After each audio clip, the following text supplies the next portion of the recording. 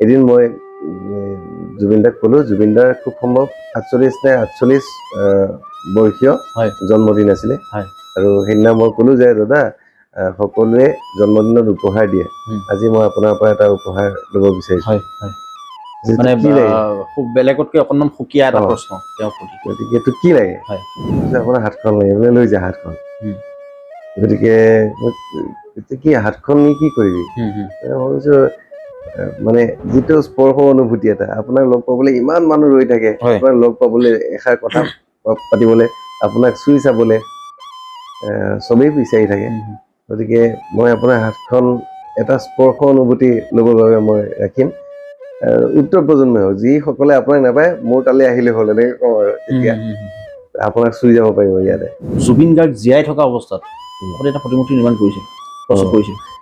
সেইটো এটা সৌভাগ্য হৈছিলে যে তেওঁ জীৱনকালতে প্ৰতিমূৰ্তি এটা বনোৱাৰ কথা হৈছিলে। আৰু ঘটনাটো হৈছিলে এনেকুৱা, জুবিন দাই এটি গীত কৰিছিলে, মানে সেই গীতৰ মানে এটি ভিডিঅ' কৰিছিলে।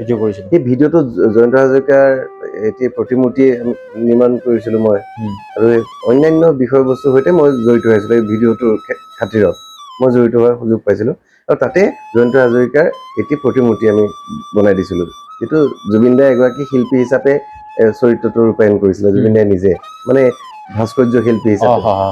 গতিকে এই মূৰ্তিটোৰ শ্বুটিং কৰা সময়খিনি ৰাতি আছিলে, সেইটোৱে লাষ্ট শ্বট আছিলে সেইদিনৰ কাৰণে।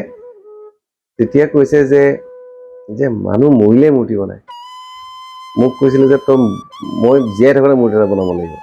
আৰু জুবিন গাৰ্গৰ ভৰি চাপটো যদি শুদ্ধ ৰূপত যদি ওলাই, ভালদৰে যদি ওলাই নাই, তেতিয়াহ'লে মই মোৰ নিজৰ জীৱনক মই মাফ কৰিব নোৱাৰিম। কিন্তু যেতিয়া মই হেৰিটো লৈ আছো, এইটো সকলোৰে বাবে লৈ আছো, মানুহৰ বাবে লৈ আছো, উত্তৰ প্ৰজন্মৰ বাবে লৈ আহিছো, সেইখিনিতে মোৰ স্বাৰ্থখিনি। মানে আমাৰ যিটো নেক্সট জেনেৰেশ্যনে জুবিন গাৰ্গৰ অস্তিত্ব এটা লৈ আহিছো নহয়, কায়িক অস্তিত্ব এটা লৈ আহিছো। আৰু তেতিয়া আহোঁতে যেতিয়া মোৰ গোটেই হাত ভৰি কঁপিছে নহয়, তেতিয়া লাহে লাহে মোৰ কান্দোন ওলাইছে। আৰু মানুহবিলাকে এনেকুৱা কৈছে যে দাদা জুবিন দাকটো চুবলৈ পোৱাই নাই, আপুনি জুবিন দাক চুই আছে, আপোনাৰ হাতখন লগাইছো। তাৰপৰা আমি কিছুমান টেবুল টপ বনালো, মানুহ যাতে ঘৰে ঘৰে থাকিব পাৰে, ঘৰে ঘৰে থাকিব পৰাকে কিছুমান মূৰ্তি টেবুল টপ কিছুমান বনালো। আৰু সেই মূৰ্তিখিনি তেওঁৰ মৃত্যুৰ ১০১টা দিনত তেখেতৰ সমাধি ক্ষেত্ৰত গৈ আমি মানে যিদিনাখন ভূপেন মৃত্যু হোৱা ১০১ দিন হৈছে, সেই দিনটোত ভূপেন হাজৰিকাদেৱৰ মৃত্যুৰ ১০১ দিন হওঁতে আমি ১০১টা প্ৰতিমূৰ্তি ইয়াৰ পৰা লৈ গৈ তাত শ্ৰদ্ধাঞ্জলি। নমস্কাৰ, মই উদীপ জনিক আৰু অসমীয়ানৰ আন এটা ভিডিঅ'লৈ সকলোকে স্বাগতম জনাইছো। লগতে আজি মোৰ সৈতে উপস্থিত আছে এজন বিশেষ ব্যক্তিজন সকলোৰে পৰিচিত, বা যিসকলে চিনি নাপায় তেওঁলোকক আজি মই চিনাকি কৰাই দিব বিচাৰিছো। মোৰ সৈতে উপস্থিত আছে দিগন্ত মাধৱ গোস্বামী। আমি পোনে পোনে দাদাক স্বাগতম জনাইছো অসমীয়ানৰ আন এটা ভিডিঅ'লৈ। নমস্কাৰ, খুব ভাল লাগিছে আজি আমাৰ পূৰ্ণ শিল্পময় শিল্পালয়লৈ আজি আহি আমাৰ সৈতে দুআষাৰ কথা পতাৰ সুযোগ পাইছো। আমি কথা পাতিম। দাদা বৰ্তমান কেনেকৈ ব্যস্ত? আমি দেখিছো এই ব্যস্ততা, কিন্তু হ'লেও অসমীয়াৰ দৰ্শকসকলৰ বাবে যদি এবাৰ কৈ দিয়ে। খুবেই ব্যস্ত, বিহু আহি আছে যিহেতু প্ৰতিজন অসমীয়াই ব্যস্ত হৈ আছে বিহু বুলি, খুব আগ্ৰহে বাট চাই যিহেতু আমি সকলোৱে থাকো। গতিকে বিহুৰ বাবে আমাৰ শিল্পালয়ৰ ব্যস্ততাখিনি হৈছে আমি বিহুৰ সৈতে সংগতি ৰাখি আমি কিছুমান ইয়াত মেমেণ্টো আমি তৈয়াৰ কৰি আছো, তেনেকে গীত মাতৰ কামো চলি আছে। গতিকে তেনেদৰে আমি ব্যস্ত হৈ আছো। দিগন্ত কথা কিছুমানলৈ আহোঁ এইখিনি মুহূৰ্তত। আৰু আমি দেখিছো সোমাই আহোঁতেই কেইবাটাও প্ৰতিমূৰ্তি, ৩টাকৈ প্ৰতিমূৰ্তি আছে, প্ৰস্তুত হৈ আছে। হয়তো সেইকেইটা বিহপুৰীয়ালৈ যাব, এটা এনেদৰে বহু স্থানলৈ যাব। অকণমান যদি সেই প্ৰতিমূৰ্তিকেইটাৰ বিষয়ে কয় এইখিনি মুহূৰ্তত, জুবিন দাৰ বিশেষকৈ। জুবিন দাৰ প্ৰতিমূৰ্তি কাম চলি আছে বাৰু। আমি যিহেতু আমাৰ ইয়াত এটা শিল্পালয় আছে, তাত আমি বিভিন্ন শিল্পকৰ্ম কৰি থাকো, তাৰে মাজত আমি প্ৰতিমূৰ্তিও নিৰ্মাণ কৰি থাকো। গতিকে জুবিন দাৰ আমি প্ৰতিমূৰ্তি নিৰ্মাণ কৰি আছো বিহপুৰীয়াত, বিশেষকে মোৰ জন্মস্থান বিহপুৰীয়াতে। গতিকে বিহপুৰীয়াৰ পৰাই বিহপুৰীয়াৰ ৰাইজে, দল সংগঠনসকলে একত্ৰিত হৈ জুবিন দাৰ এটি প্ৰতিমূৰ্তি নিৰ্মাণ কৰিবলৈ আগ্ৰহ কৰি পেলাই মোক দায়িত্ব দিছে। গতিকে সেই প্ৰতিমূৰ্তিৰ কাম মই ইয়াত কৰি আছো, আৰু লগতে লখিমপুৰৰ আন এঠাইত আন এটি প্ৰতিমূৰ্তি যাব, নাওবৈচালৈ যাব। বোধ হয় নাওবৈচাতে হ'ব। হয় হয়। এইখিনি মুহূৰ্তত আমি অকণমান সুকীয়া এটা প্ৰশ্নলৈ আহিছোঁ। দিগন্ত দা, আপোনাক দেখা গৈছিল প্ৰাণৰ শিল্পী জুবিন গাৰ্গ। জুবিন গাৰ্গৰ যি পদচিহ্ন বা যি আপোনাৰ আমি যদি কওঁ হাতৰ যি চিহ্ন আপুনি লোৱা দেখা পোৱা গৈছিল, পদচিহ্ন লোৱাৰ সময়খিনি বা তাৰ পূৰ্বেই আমি জুবিন গাৰ্গ আমাৰ মাজত যেতিয়া আছিল, জুবিন গাৰ্গৰ সেই অমীয়া সুৰ যেতিয়া আমি শুনি আছিলোঁ, সেইখিনি সময়ত আপুনি তেওঁৰ হাতৰ ছাপ ৰাখিছিল। সেই কথাখিনি যদি অকণমান কয়, তেওঁৰ আমাৰ মাজত থকাৰ অৱস্থাত কথাখিনি। এইটো আচলতে মোৰ খুব পৰম সৌভাগ্য হয় যে জুবিন গাৰ্গৰ দৰে ব্যক্তিত্বৰ এগৰাকী বিশেষ মহাপুৰুষ বুলি ক'ব লাগিব আজি, যিহেতু তেওঁ আজি নাই আমাৰ দৃষ্টিত, তেওঁ মহামানৱ বুলি ক'ব লাগিব। গতিকে আমাৰ সৌভাগ্য যে তেখেতৰ সংস্পৰ্শ লাভ কৰাৰ সুযোগ সুবিধা আমি পাইছিলোঁ, আৰু এগৰাকী গাইড হিচাপে তেওঁ নতুন প্ৰজন্মত সদায় উৎসাহ উদ্দীপনা যোগাই আহিছিলে। আমিও ব্যতিক্ৰম নাছিলোঁ। জুবিনদাৰ বহুত সংগ পাইছোঁ, বহু ৰাতি জুবিনদাৰ লগত একেলগে একেখন বিচনাতে শুইও পাইছোঁ। কেনেকৈ ল'বলগীয়া হ'ল বা গতিকে সেই মানুহজনৰ যেতিয়া গতিকে মানুহজন প্ৰাণৰ শিল্পী, তেওঁৰ হাতৰ ছাপটো ল'বৰ বাবে মই ইচ্ছা কৰিলোঁ। তেনেকৈ এটা দিনতে এদিন মই জুবিনদাক ক'লোঁ, জুবিনদাৰ খুব সম্ভৱ 48 বৰ্ষীয় জন্মদিন আছিলে, আৰু সেইদিনা মই ক'লোঁ যে দাদা, সকলোৱে জন্মদিনত উপহাৰ দিয়ে, আজি মই আপোনাৰ পৰা এটা উপহাৰ ল'ব বিচাৰিছোঁ। মানে খুব বেলেগতকৈ অকণমান সুকীয়া এটা প্ৰশ্ন তেওঁৰ প্ৰতি। গতিকে এইটো কি লাগে? মই কৈছোঁ আপোনাৰ হাতখন লাগে। বোলে লৈ যা হাতখন। গতিকে কি হাতখন নি কি কৰিবি? মই কৈছোঁ মানে যিটো স্পৰ্শ অনুভূতি এটা, আপোনাক লগ পাবলৈ ইমান মানুহ ৰৈ থাকে, আপোনাক লগ পাবলৈ এষাৰ কথা পাতিবলৈ, আপোনাক চুই চাবলৈ চবেই বিচাৰি থাকে। গতিকে মই আপোনাৰ হাতখন এটা স্পৰ্শ অনুভূতি ল'বৰ বাবে মই ৰাখিম। উত্তৰ প্ৰজন্মই হওক, যিসকলে আপোনাক নাপায় মোৰ তালৈ আহিলে হ'ল, এনেকৈ কওঁ আৰু তেতিয়া আপোনাক চুই যাব পাৰিব ইয়াতে। গতিকে হাতখন মোক লাগিব, আৰু মই আচলতে আপোনাৰ হাতখন মোৰ লগত থকা মানে আপোনাৰ হাতখন মোৰ ওপৰত থকা নিচিনা লাগিব। এনেকে কৈছিলোঁ। এইবিলাক কথা ক'লে আকৌ জুবিনে বৰ ভাল পোৱা নাছিলে। মানে এইটো এনেকুৱা নহয় আৰু তাৰমানে তেওঁ নিজকে মানে ইমান ভবা নাছিলে। তাৰমানে মানুহে দিগন্ত এটা কথা সুধো এইখিনি মুহূৰ্তত, প্ৰতিমূৰ্তি আপুনি বহুকেইটা প্ৰস্তুত কৰিছে বা নিৰ্মাণ কৰিছে। জুবিন গাৰ্গ জীয়াই থকা অৱস্থাত আপুনি এটা প্ৰতিমূৰ্তি নিৰ্মাণ কৰিছে, প্ৰস্তুত কৰিছে। সেইটো এটা সৌভাগ্য হৈছিলে যে তেওঁ জীৱন কালতে প্ৰতিমূৰ্তি এটা বনোৱাৰ কথা হৈছিলে। আৰু ঘটনাটো হৈছিলে এনেকুৱা, তেখেতে জুবিন দাই ৰাণা দাক অৰ্থাৎ জয়ন্ত হাজৰিকাৰ প্ৰতি শ্ৰদ্ধাঞ্জলি জনাই এটি কৰিছিলে, কেইটামান গীতৰ, জয়ন্ত হাজৰিকাৰ গীতৰ এটা কৰিছিলে, মোৰ মিনতি বুলি পেলাই গীত কেইটামান লৈ এটা এলবাম প্ৰস্তুত কৰিছিলে। আৰু এলবামটো জয়ন্ত হাজৰিকাদেৱৰ গীতেই তেখেতে গাইছিলে, জুবিন দাই গাইছিলে। কিন্তু ঘটনাটো হ'ল কি, এইটো কিবা আইনী মেৰ পাছত লাগি বা কপিৰাইট কিবা কিবি এনেকুৱা ধৰণৰ ইছ্যু হৈ সেই এলবামটো মুক্তি লাভ নকৰিলে, মোৰ মিনতি। কিন্তু এতিয়াও মানে এতিয়া হয়তো তাৰে মোৰ মিনতি দুই এটি গান, তাৰ গানত মানে জুবিন দাই দুই এটি গানত ভিডিঅ' কৰিছিলে। মোৰ ভাইটি এটা দীপাংকৰ শইকীয়া, খুব মৰমৰ বন্ধু ভাতৃ, তেওঁ জুবিন দাৰ এটি গীত কৰিছিলে, মানে সেই গীতৰ মানে এটি ভিডিঅ' কৰিছিলে। সেই ভিডিঅ'টো জয়ন্ত হাজৰিকাৰ এটি প্ৰতিমূৰ্তি নিৰ্মাণ কৰিছিলোঁ মই, আৰু অন্যান্য বিষয়বস্তুৰ সৈতে মই জড়িত হৈছিলোঁ। এই ভিডিঅ'টোৰ খাতিৰত মই জড়িত হোৱাৰ সুযোগ পাইছিলোঁ, আৰু তাতে জয়ন্ত হাজৰিকাৰ এটি প্ৰতিমূৰ্তি আমি বনাই দিছিলোঁ, যিটো জুবিন দাই এগৰাকী শিল্পী হিচাপে চৰিত্ৰটো ৰূপায়ণ কৰিছিলে, জুবিন দাই নিজে মানে ভাস্কৰ্য শিল্পী হিচাপে। গতিকে সেই মূৰ্তিটোৰ শ্বুটিং কৰা সময়খিনি ৰাতি আছিলে, সেইটোৱে লাষ্ট শ্বট আছিলে সেইদিনৰ কাৰণে। তেতিয়া কৈছে যে মানুহ মৰিলে মূৰ্তি বনায়, মোক কৈছিলে যে মই জীয়াই থাকোঁতে মূৰ্তি এটা বনাব লাগিব। কেনে লাগিছিল কথাকেইটা শুনি? খুব ভাল লাগিছে। তেওঁতো জমাই থাকে, খুব কৰি থাকে, কিন্তু তেতিয়া ভবাও হোৱা নাছিল চাগে। আৰু সেই কথাটো মই মনত ৰখাটো আপুনি বাদেই দিয়ক, তেওঁ মাজে মাজে সেইটো কথা কৈ থাকে মোক, বা বন্ধু মহলত আড্ডাত, তই মোৰ মূৰ্তিটো বনাইছ নাই, ইয়াক মই দায়িত্ব দিছো দেই, মই জীয়াই থাকোঁতে মূৰ্তি এটা বনাব লাগিব, বনাই আছে, মোক ষ্টাডি কৰি আছে, এনেকে কৈ থাকে তাৰমানে। তাৰপিছত দেখা গৈছিল যেতিয়া আমাৰ মাজৰ পৰা কায়িকভাৱে জুবিন গাৰ্গ নাইকিয়া হৈ গ'ল বা জুবিন দা নাইকিয়া হৈ গ'ল আমাৰ মাজৰ পৰা, তাৰপিছত এটা মূৰ্তিয়ে খলকনিৰ সৃষ্টি কৰি মানুহখিনিয়ে ক'লে বা যিসকল তেওঁৰ অনুৰাগী আছিল বা আমিও অনুৰাগী যিমান যি নহ'লেও, জুবিন গাৰ্গ বুলি ক'লে সকলো জুবিন গাৰ্গৰ অনুৰাগীসকলে ক'লে যে কি জুবিন গাৰ্গক কাষৰ পৰা পোৱা যেন লাগিল এই মূৰ্তিটো দেখাৰ পিছত।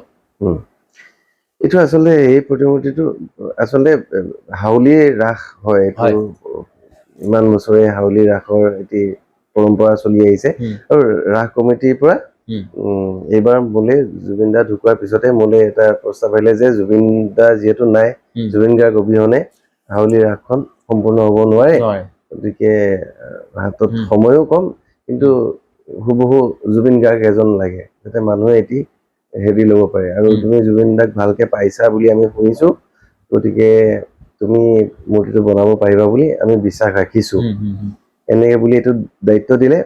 এতিয়া পুতলা আৰু ৰিয়েলিষ্টিক পুতলা এটা, গতিকে আমি তেনেকে ইয়াতে আমাৰ পুতলা এটা তেনেকে তৈয়াৰ কৰিলো জুবিন দাৰ দৰে দেখাত। আৰু আটাইতকৈ ডাঙৰ কথা মোৰ আজি কৈ ভাল লাগিব, এতিয়া জুবিন দা কি পিন্ধাম, মানে সেই হেৰিটো কৰিবলৈ মানে মূৰ্তিটোত মানে পিন্ধাব লাগিব নহয়, কাপোৰ কানি পিন্ধাই দিছো তাৰমানে, কিন্তু ক'ত পাম কাপোৰ। তাৰপিছত গৈ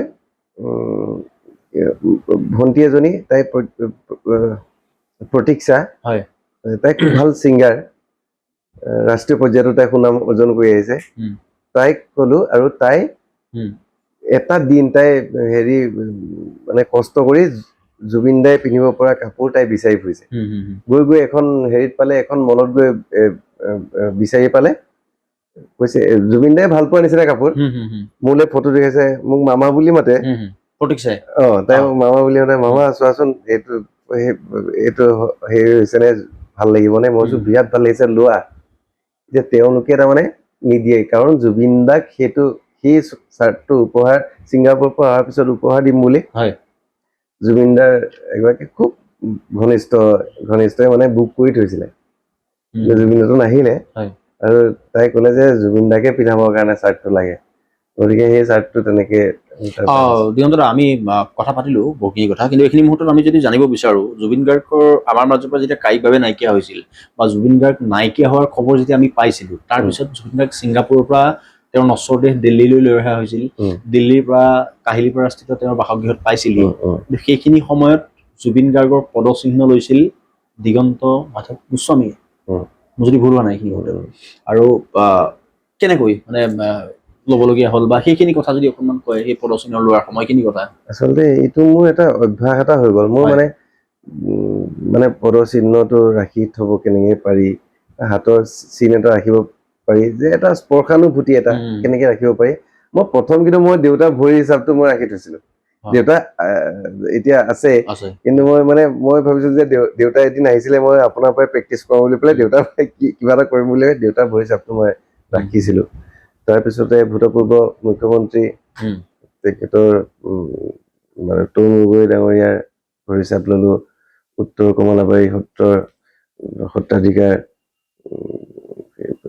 তেখেতৰ আমি ভৰি চাপ ললো, তাৰপিছত চামগুৰি সত্ৰৰ সেই কুশকান্ত দেৱ গোস্বামী, তেখেত প্ৰয়াণৰ আগতে আমি তেখেতৰ ভৰি চাপ সংগ্ৰহ কৰি দিছো, এতিয়াও চামগুৰি সত্ৰত আছে তেখেতৰ ভৰি চাপ। সেইবিলাক মানে আমাৰ খুব মই ভাল পোৱা বিষয় কৰি আহিছিলো, গতিকে আৰু কিন্তু কেতিয়াবা আপুনি জীৱিত অৱস্থাত আপুনি জীয়াই থকা অৱস্থাত বা আমি জীয়াই থকা অৱস্থাত জুবিন গাৰ্গ নামৰ মানুহজনৰ ভৰিৰ সেই চাপ ৰাখিব লাগিব বুলি আপুনি ভাবিছিল নেকি? নাই, সেই সময়ত পাহৰিয়ে গৈছিলো, মানে সকলোৱে যেতিয়া মানে শোকসাগৰত ডুবি আছে, সেই সময়ত একদম পাহৰি গৈছিলো যে এইটো যে ৰাখিব লাগে, মই জানো, কিন্তু মই সেইটো কথা মনলৈ অহাই নাছিলে। মই একেবাৰে দুই এজন বন্ধুৱে দুই এজন জনা ভাইটি বন্ধু এনেকে তেওঁলোকে মোক জনালে যে এইটো কেনেকৈ ৰাখিব লাগে, ৰাখিলে ভাল হ'ব, গতিকে সেই হেৰিতে মই পৰিয়ালৰ সৈতে যোগাযোগ কৰিলো।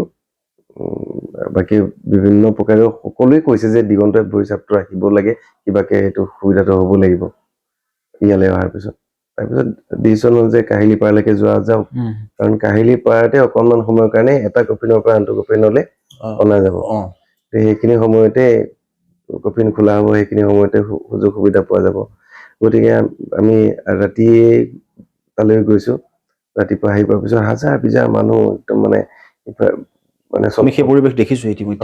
ফুলে এইবোৰতো আৰু চবেই দেখিয়ে আছে। হয় হয় হয় গতিকে ৰাতিপুৱা যেতিয়া আহি পালেহি, ৰাতিপুৱা মানে দিনৰ ভাগত আহি যেতিয়া নচৰদে আহি পালেহি, তেতিয়া মোক মানে 5 মিনিট মান সময় দিছে আৰু যে 5 মিনিটৰ ভিতৰতে কৰিব লাগিব। আৰু ময়ো দেখি আছো যে অহাৰ লগে লগে এনেকুৱা এজন মানুহ নাই যিজন মানুহে কন্দা নাই, চকুত চকু পানী নাই। তাৰমানে ডাঙৰ ডাঙৰকে চিঞৰি চিঞৰি জুবিন দাৰ গীত গাই আছে, 2-3 মাত ভাগি গৈছে, পানী এটুপি খোৱা নাই। এনেকুৱা মই মানুহ দেখিছো যি এটুপি পানী খাবলৈ যোৱা নাই, কাৰণ তেওঁ আকৌ আহি পেলাই ৰবলৈ জেগা খিনি নাপাব। তাৰমানে তাকো গেটৰ বাহিৰত, গেটৰ ভিতৰত সোমাবতো কোনো পৰাই নাই, বহুত মানুহে পৰাই নাই, খুব ঘনিষ্ঠ আত্মীয়সকলে ভিতৰত সোমাবলৈ পাইছে। আৰু আমাৰ সৌভাগ্য যে সেইখিনি সময়ত আমাৰ এইটো সুবিধাটো আমাক কৰি দিছে। পৰিয়ালৰ কেইজনমান ব্যক্তিৰ উপস্থিতিত পৰিয়ালৰ শেষ শ্ৰদ্ধা জনাবৰ বাবে এটি চামিয়ানা তৈয়াৰ কৰা হৈছে। তাতে আহি নচৰদে আহি সোমাইছে। তাত জুবিনদাৰ দেউতাক, গৰিমা বৌ, ভাগিনীয়েক দুজনী, তাৰপিছত ভনীয়েক পামী বৰঠাকুৰ, এনেকে কেইগৰাকী মানহে বিশেষ ব্যক্তি তাত আছে। তাৰমানে খুব পৰিয়ালৰ খুব নিকট আত্মীয় কেইগৰাকী মানে আছে। তাতে গোটেই ৰাতিটো তাত থাকিব আছো সেই তাৰ ভিতৰত। আৰু নিৰ্দিষ্ট এটা কোণতহে বহি থাকিব লগা হৈছে, কাৰণ চব মানুহ নাই, কিন্তু মানে তাতে চব চিজিল হৈ থাকে। একদম বাৰে বাৰে আখৰা কৰি আছে, প্ৰশাসনে খুব বঢ়িয়াকে হেৰিটো কৰি আছে। যেতিয়া তেওঁ নচৰদে আহি পালেহি, তেতিয়া 6 মান বজাত নহয় দিনত দেৰি হৈছে নহয়। তাৰ পৰা আহি পাওঁতে এই তাৰ পৰা এয়াৰপৰ্টৰ পৰা প্ৰচেছন কৰি লৈ আহিছে, বহুত দেৰি হৈছে। তাৰপিছত যেতিয়া কফিন খুলি ইটো কফিনলৈ আনিব, সেইখিনি সময়ত মই মানে কফিনটো খোলাৰ লগে লগে মই জঁপিয়াই গৈ পাৰ দি পৰিছো, কাৰণ মোৰ হাতত সময় নাই। আৰু মোৰ এইটো উদ্দেশ্য যে মই কেনেবাকে ল'ব লাগিব আৰু খুব ভালকে ইমপ্ৰেশ্যনটো ভাল হ'ব লাগিব।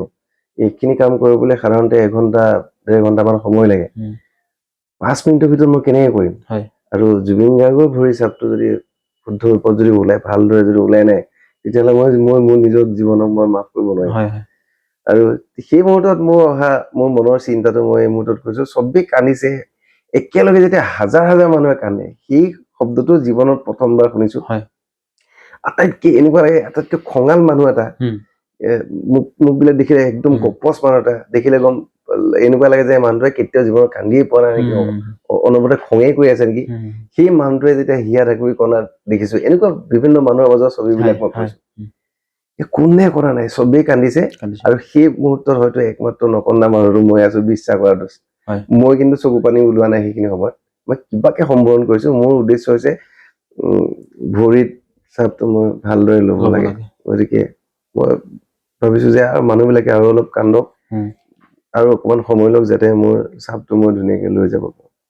তেতিয়া ভৰিৰ চাপটো লৈ বাহিৰলৈ ওলাই আহিছো, তেতিয়াহে মোৰ গোটেই সেইখিনি সময়ত কোনোবাখিনিত আপোনাৰ স্বাৰ্থ জড়িত হৈ আছিল নেকি? কাৰণ আপুনি কৈছে যে মানুহে কান্দক, কন্দাৰ পিছত যিমানে কান্দিব মোৰ সময়টো মই সিমানে পাম। সঁচাকে স্বাৰ্থ জড়িত হৈ আছে। কিয় স্বাৰ্থ নহয়, এইটো একদম বহুত ডাঙৰ স্বাৰ্থ এটা। নহলে সেইটো বস্তু মই কি কৰি আছো কোনেও নাজানে, কোনেওতো গম নাপায় মই কি কৰি আছো। এই কি কৰি আছো যা বুলি কৈ দিব পাৰে, এইটো কেলে চুইছ, এনেকুৱা জুবিন দাক কিয় এতিয়া চুইছ। বাকী দেখাবিলাকে তেওঁক যে দিছে, আমাকনো কিয় যাব নিদিয়ে। কোনেওতো একো গম নাপায় মই কি কৰি আছো। গতিকে কিন্তু যিটো এটা স্মৃতি এটা মই সযতনে ৰাখিবৰ কাৰণে চেষ্টা কৰিছো, সেইটো একমাত্ৰ ময়ে জানো, কাকো বুজাব নোৱাৰি নহয় সেইখিনি সময়ত। কিন্তু যেতিয়া মই হেৰিটো লৈ আছো, এইটো সকলোৰে বাবে লৈ আছো, মানুহৰ বাবে লৈ আছো, উত্তৰ প্ৰজন্মৰ বাবে লৈ আহিছো। সেইখিনিতে মোৰ স্বাৰ্থখিনি, মানে আমাৰ যিটো নেক্সট জেনেৰেশ্যনে জুবিন গাৰ্গৰ অস্তিত্ব এটা লৈ আহিছো নহয়, কায়িক অস্তিত্ব এটা লৈ আহিছো। আৰু তেতিয়া আহোতে যেতিয়া মোৰ গোটেই হাত ভৰি কঁপিছে নহয়, তেতিয়াহে লাহে লাহে মোৰ কান্দোন ওলাইছে। আৰু মানুহ বিলাকে এনেকুৱা কৈছে যে, দাদা জুবিন দাকটো চুবলৈ পোৱাই নাই, আপুনি জুবিন দাক চুই আছে, আপোনাৰ হাতখনকে চুইছে, আপুনি আপোনাৰ হাতখনকে দিয়ক চুবলৈ। এই সময়খিনি মই জীৱনত আমৃত্যু পাহৰিব নোৱাৰা কথা। এনেকুৱা এটা দিন যোৱা নাই, জুবিন দা যোৱাৰ পিছৰ পৰা এনেকুৱা এটা দিন যোৱা নাই যিকেইটা দিনত এই স্মৃতিকেইটাই সপোনত তাৰমানে মোক আমনি কৰা নাই।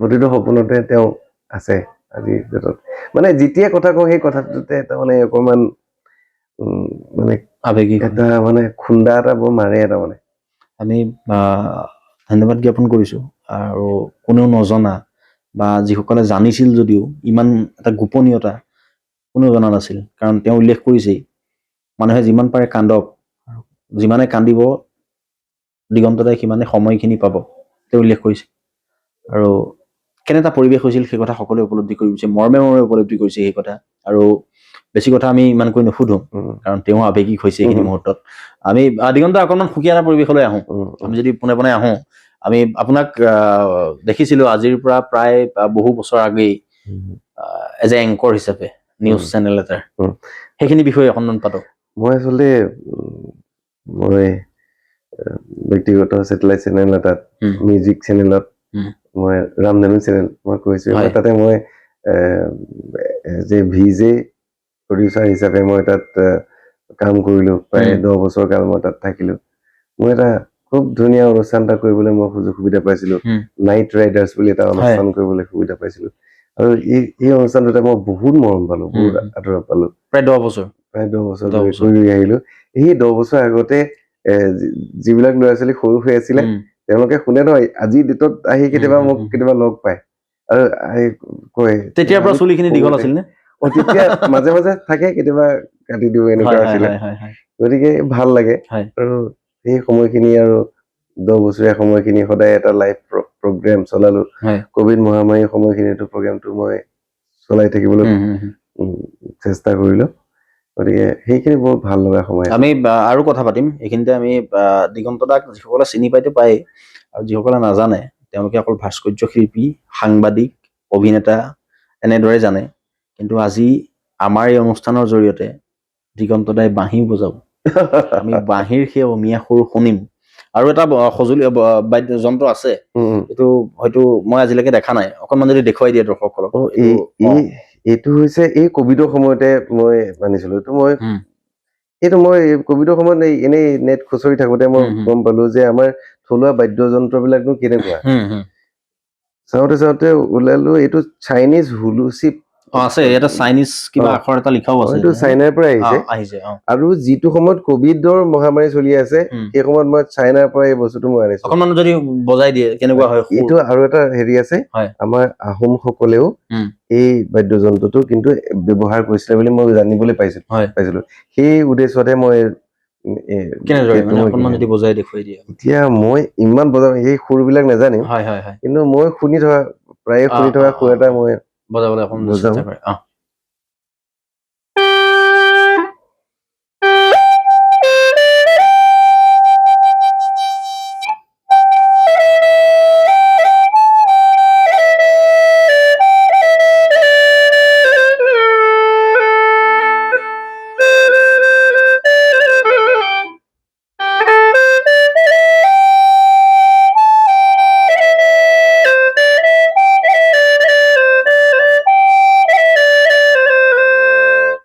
এইটো আচলতে এটা টিবেটিয়ান সুৰ এটা মই ভাল লাগিছিলে মই এইটো উঠাই চাইছিলো আমি অকণমান যদি বাঁহীৰ সুৰ শুনো বাঁহী একেবাৰে জুবিন দাৰ কথাই যেতিয়া যিহেতু পাতি আছো জুবিন দাৰে যদি কিবা অকণমান সম্ভৱ হয় গানৰ সুৰ আচলতে বাঁহী একেবাৰে চৰ্চা একেবাৰে নাই এই বাঁহীৰ চৰ্চাটো একেবাৰে নাইকিয়া হৈ গ'ল আৰু কি বুলি কয় এই মোৰ জন্মদিনৰ দিনা মোৰ বন্ধু শৈলেন ভৰালী ভণ্টি তুলিকা আমাৰ হেৰি পুনঃশিল্পময় শিল্পালয়ৰ ফালৰ পৰা এই বাঁহীটো মোক উপহাৰ দিছে সেইটো বজাই থাকিব লাগিব সুন্দৰ গতিকে বজাবলৈ মই সুবিধা পোৱা নাই জুবিন দাৰ গীতবিলাক মানে ইয়াত বাঁহীত তুলিব পৰাকে মই ইমান মানে পৰিপক্ক নহয় মই প্ৰেক্টিচত নাই কিন্তু এতিয়া বজাই দিলে বৰ ভাল নাপাব পাৰি মই প্ৰেক্টিচে কৰিছো দেই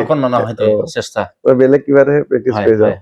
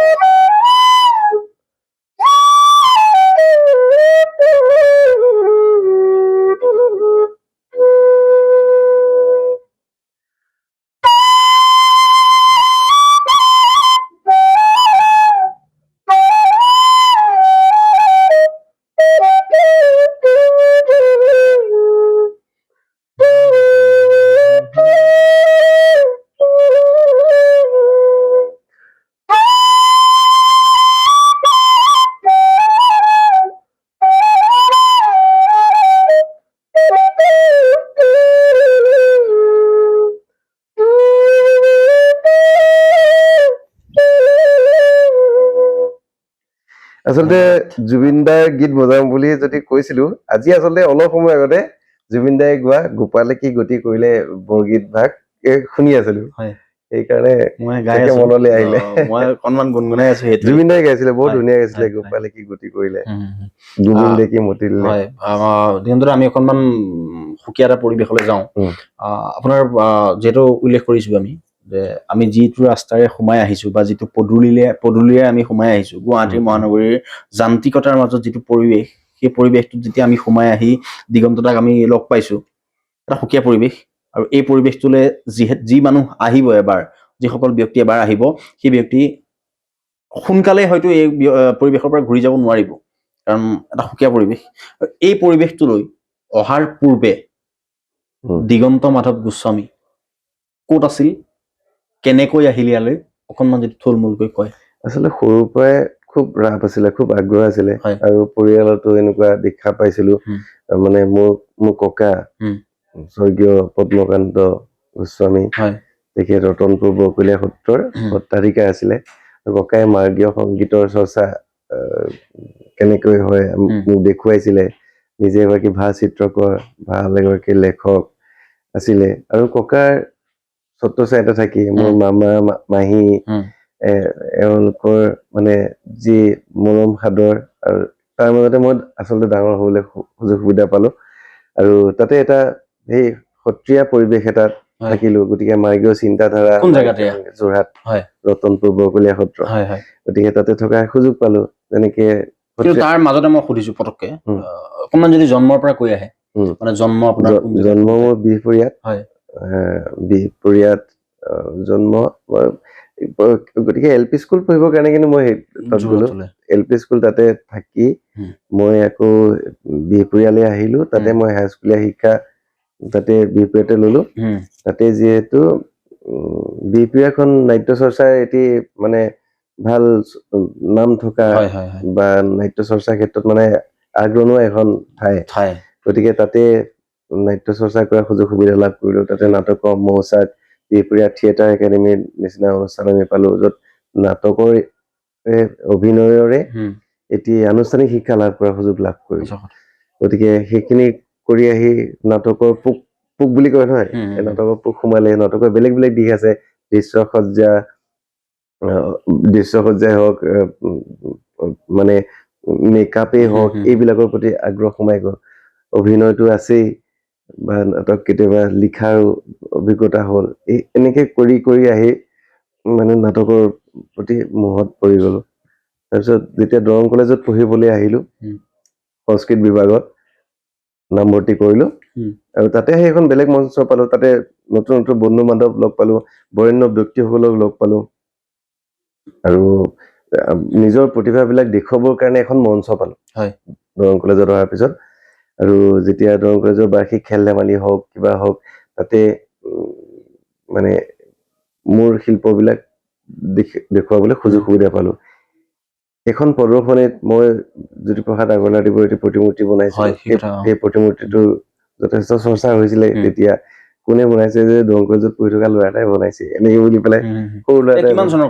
2004 নে 5 চন আছিলে বোধহয় ভূপেন হাজৰিকাকো লগ পাইছে সেই সময়তে তেখেতৰ সৈতে যোগাযোগ হোৱাৰ এটা সৌভাগ্য হ'ল মানে দৰং কলেজৰ অসমীয়া বিভাগৰ সেই সময়ত মুৰব্বী অধ্যাপক হিচাপে আছিলে পুনেশ্বৰ নাথ ছাৰে লৈ গ'ল ভূপেন দাই মাতিছে বুলি মোক আৰু মোৰ বন্ধু এজনক লৈ গ'ল জ্যোতিপ্ৰসাদ গড় জ্যোতিয়ে খুব ভাল বৰগীত গায় আৰু মোক ক'লে তই বাঁহীটো লৈ ওলা তই অলপ মিমিক্ৰি চিমিক্ৰিও কৰি দেখুৱাব লাগিব বেলেগ মানুহ এজন আছে লক্ষী বাইদেউৰ ঘৰত মানে লক্ষী গোস্বামী বাইদেউৰ ঘৰত লৈ ওলাইছো ছাৰৰ লগতে গ'লো তেতিয়াতো আমাৰ কেমেৰা চেমেৰা নাই ছাৰৰ কেমেৰা এটা আছিলে মোবাইল চোবাইল নাই তাৰপিছত তাতে গৈ পালো যে ভূপেন হাজৰিকা শুই আছিলে গতিকে আমি সেই ৰুমটোতে আমি তিনিজন বহিছো লক্ষী বাইদেৱে চিনাকি কৰাই দিছে মোৰ বিষয়ে যে ই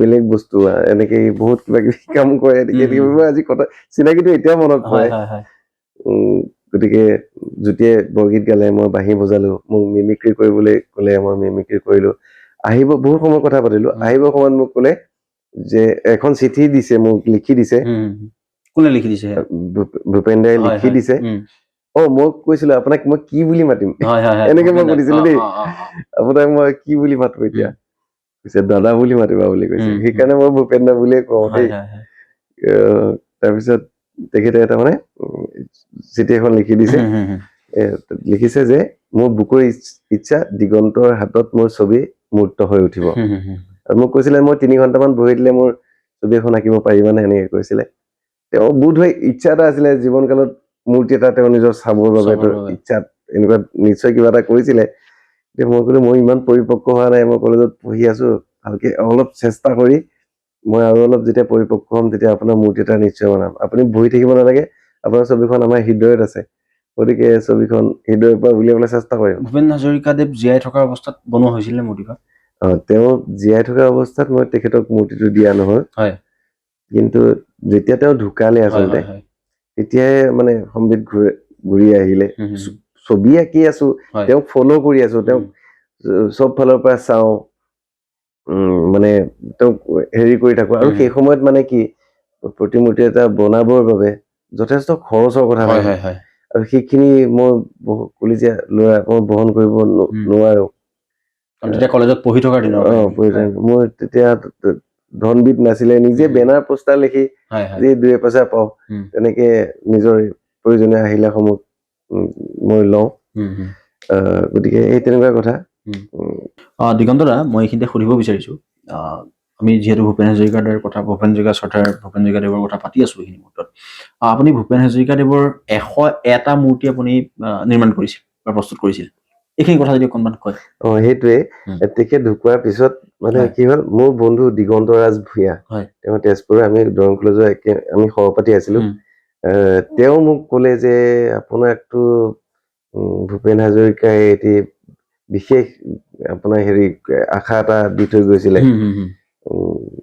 আপুনি মূৰ্তিটো বনালেনে মই তেতিয়া বোলো নাই মই বনোৱা নাই মূৰ্তি বনাবলৈতো পইচা পাতি লাগিব কোনে দিব পইচা মোক এইখিনি মই মেটেৰিয়েলছ খিনি কিনিবৰ কাৰণে মোৰ সেই সময়ত পইচা নাই কৈছে আপুনি বনাওক কি খৰচ লাগে মই দিম কিমান চনৰ কথা এইটো তেতিয়া তেখেত ঢুকোৱাৰ পিছত 11 চনত নেকি বোধহয় তেখেত ঢুকোৱাৰ পিছতে তাৰপিছত মই কৈছো মানুহ লাগিব বোলে মই আছো আপোনাৰ লগত আপুনি কৰক কেনেকে হেৰি কৰিব বিচাৰিছে মোৰ বন্ধু আমি 2 বন্ধু আমি আপুনি বুলিয়ে মাতো তাৰপিছত তেওঁ আহিলে আমাৰ প্ৰয়োজনীয় সামগ্ৰীখিনি আনিলো এটি মূৰ্তি তৈয়াৰ কৰিলো তাৰপিছত তাৰ পৰা আমি কিছুমান টেবুল টপ বনালো মানুহ যাতে ঘৰে ঘৰে থাকিব পাৰে ঘৰে ঘৰে থাকিব পৰাকে কিছুমান মূৰ্তি টেবুল টপ কিছুমান বনালো আৰু সেই মূৰ্তিখিনি তেওঁৰ মৃত্যুৰ 101টা দিনত তেখেতৰ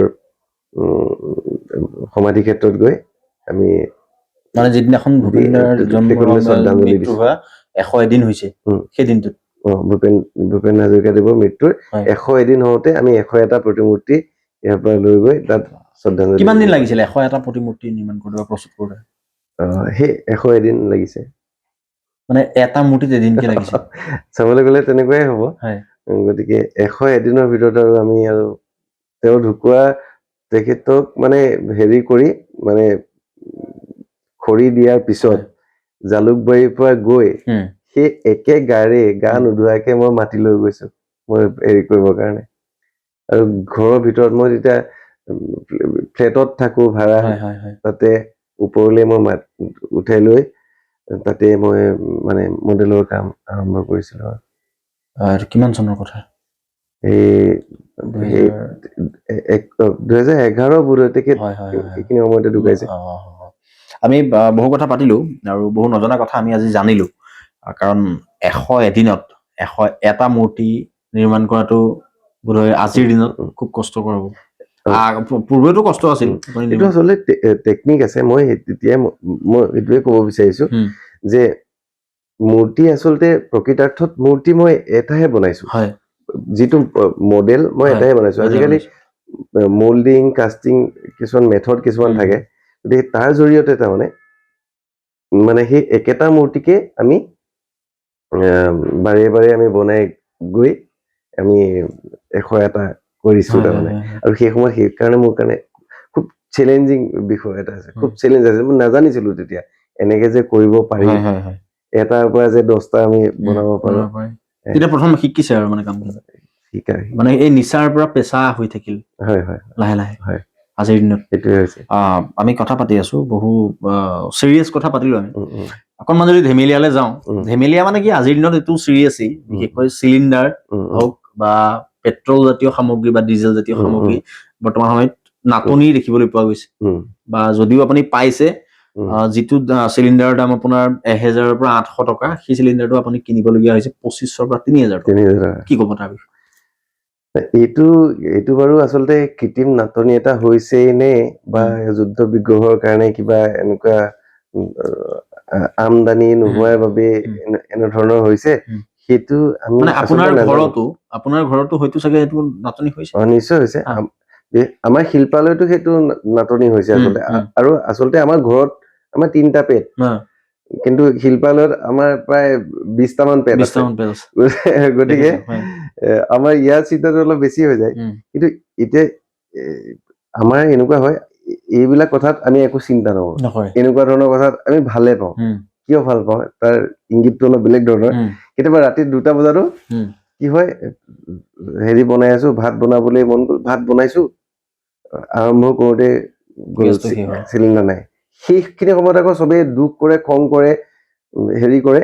আমি কিন্তু সেইখিনি সময়ত ফূৰ্তিহে কৰো, এই তেতিয়াহ'লে আজি খৰিত বনাও। কোনোবাই হেৰি চৌকা খান্দিব, কোনোবাই খৰি জ্বলাব, কোনোবাই ক'ব মই বিলাহী পুৰিম, মই জলকীয়া পুৰিম, মই আমুক কৰিম। এই তেনেকে আমি মানে এই জংঘলী হৈ থাকি অলপ ভাল পাওঁ। জুবিন দাইও আহি আমাৰ যিটো প্ৰথম শিল্পালয় আছিলে, এতিয়া এনেকে কংক্ৰিটৰ মাজত এইটো নহয়, তেতিয়াও হেৰি আছিলে, মানে চাংঘৰ কিবা কিবিবোৰ জুবিন দাই খুব ভাল পায় নহয়, বাঁহৰ ঘৰ আছিলে। জুবিন দাই নিজে শলাত ভৰাই বিলাহী বেঙেনা পুৰি পিটিকা বনাই আমাক খুৱাই থৈ গৈছে। এই প্ৰথম শিল্পালয়, আজিৰ পৰা প্ৰায় 8 বছৰ মানৰ আগৰ কথা, 8-10 বছৰ আগৰ কথা। আমি শেষলৈ আহিছো। আমি 3জন বিশেষ ব্যক্তি এই বহু কথা জানিলো। তাৰ মাজতে আমি বিশেষ 3জন ব্যক্তিৰ বিষয়ে আমি জানিব বিচাৰিছো, তাৰ থুৰতে উত্তৰকেইটা লাগিব আমাক। প্ৰথমজন আমাৰ প্ৰাণৰ শিল্পী জুবিন গাৰ্গ। জুবিন গাৰ্গ হ'ল আমাৰ আত্মা, আমাৰ দৰে মানুহবিলাকৰ তেওঁ আত্মা স্বৰূপ। গতিকে তেওঁ ঐশ্বৰিক গুণসম্পন্ন এগৰাকী ব্যক্তি বুলিয়ে ভাবো, আৰু নহব নোপজিব বুলিও কৈ ভাল পাম। জুবিন গাৰ্গৰ নিচিনা এটি ব্যক্তিত্ব এইটো ঈশ্বৰৰ অবিহনে, ঈশ্বৰৰ সদিচ্ছা অবিহনে ধৰালৈ নাহে। আৰু আমি দেখাই পালো তেওঁ যোৱাৰ পিছত যি প্ৰকৃতিয়ে যি ৰূপ দেখুৱালে, জীৱ জন্তুৱে কি ৰূপ দেখুৱালে, আমি চবেই দেখি আছো।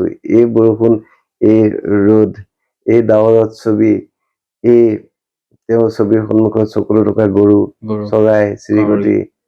গতিকে এইটো প্ৰকৃতিয়েও মানে কান্দিলে তেওঁ যাওঁতে। গতিকে এইটো নহব নোপজিব, আমাৰ জীৱন কালত সেইটো দেখি নাপাওঁ। গতিকে জুবিন গাৰ্গ আছিল আমাৰ আত্মা। হিমন্ত বিশ্ব শৰ্মা।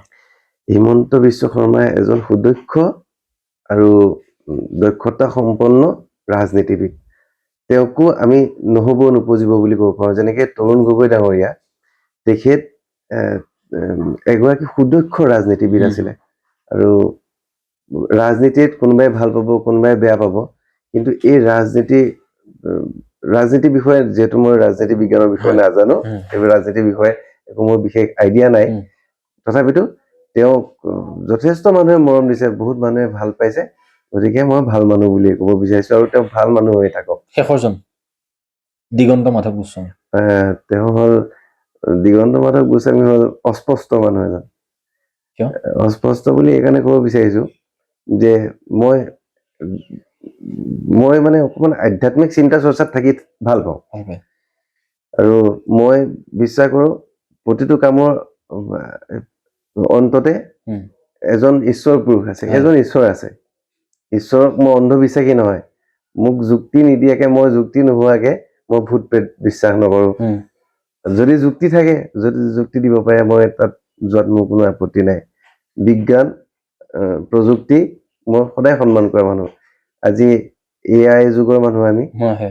গতিকে AI মোৰ ইয়াতে দেখা পাব, মই 3D প্ৰিণ্টাৰ মই চলাওঁ, মই ইয়াতে CNC ৰাউটিং মেচিন চলাওঁ, মই ইয়াতে মানে লেজাৰ কাটিং এনগ্ৰেভিং মেচিন মই চলাওঁ গতিকে প্ৰযুক্তিক মই সদায় সন্মান কৰোঁ আহিলা মই লওঁ কিন্তু মই ঈশ্বৰক বিশ্বাস কৰোঁ আমি দৰ্শকসকলক এইখিনিতে জনাই থওঁ আমি দিগন্তদাৰ লগত এইখিনি মুহূৰ্তত আজিৰ দিনটোত আমি এনেকৈ বহি কথা পাতি আছো আমি দ্বিতীয় দিনা যিদিনাখন কথা পাতিম আমি এনেদৰে বহি কথা নাপাতো আমি ঘূৰি ঘূৰি কথা পাতিম তেওঁৰ আমি ইয়ালৈ আহিম তেওঁৰ কাম আমি চাম আমি দৰ্শকক দেখুৱাম কেনেদৰে তেওঁ কাম কৰে বা তেওঁ কেৱল এটা কামতেই কিদৰে ব্যস্ত হৈ নাথাকি বহুকেইটা কাম কৰি থাকে এই ঘৰখনত বা এই সীমাটোত আমি সেই পৰিৱেশো দেখুৱাম দৰ্শকসকলক কাৰণ মই এইকাৰণে কৈছো বাহিৰত যদি তেওঁৰ মূৰ্তি হওক বা বিভিন্ন ধৰণৰ কাম কৰি থাকে ভিতৰত কিন্তু তেওঁৰ ষ্টুডিঅ' এটা আছে সুন্দৰ তাত তেওঁ সংগীত চৰ্চা কৰে আৰু আমাৰ পিছফালে ইয়াতে গোসাঁই ঘৰো আছে আমাৰ গোসাঁই ঘৰো আছে আমি দৰ্শকসকলক সেয়াও দেখুৱাম কিন্তু আমি দৰ্শক এইখিনি মুহূৰ্তত বিদায় ল'ব লাগিব কাৰণ সময় হৈছে দীঘলীয়া হৈছে বহুত বেছি আৰু ইয়াৰ লগে লগে দিগন্তদাক অশেষ ধন্যবাদ জ্ঞাপন কৰিছো কাৰণ বহু ব্যস্ত আছিল আপুনি আমি আহিয়ে সোমাইছো আমি দুয়োজন যেতিয়া আমি অনুমান কৰিব পাৰিছো সেই কথা আৰু এই ব্যস্ততাৰ মাজত আমাক ইমানকণ সময় দিয়াৰ বাবে পুনৰবাৰ অশেষ ধন্যবাদ অসমীয়া দৰ্শকসকলক পুনৰবাৰ ধন্যবাদ জ্ঞাপন কৰিছো আৰু এই ভিডিঅ'টো যদিহে যিসকলে সম্পূৰ্ণভাৱে চাই আছে তেওঁলোকক পুনৰবাৰ অশেষ ধন্যবাদ জ্ঞাপন কৰিছো লগতে যিসকলে ফেচবুকত চাই আছে তেওঁলোকক পেজটো ফ'ল' কৰিবৰ বাবে আৰু যিসকলে ইউটিউবত চাই আছে তেওঁলোকক চেনেলটো ছাবস্ক্ৰাইব কৰিবৰ বাবে অনুৰোধ জনাইছো লগে লগে আজিৰ এই অনুষ্ঠানৰ পৰা মই উদীপ্ত নগীয়ে বিদায় মাগিছো জয় আই অসম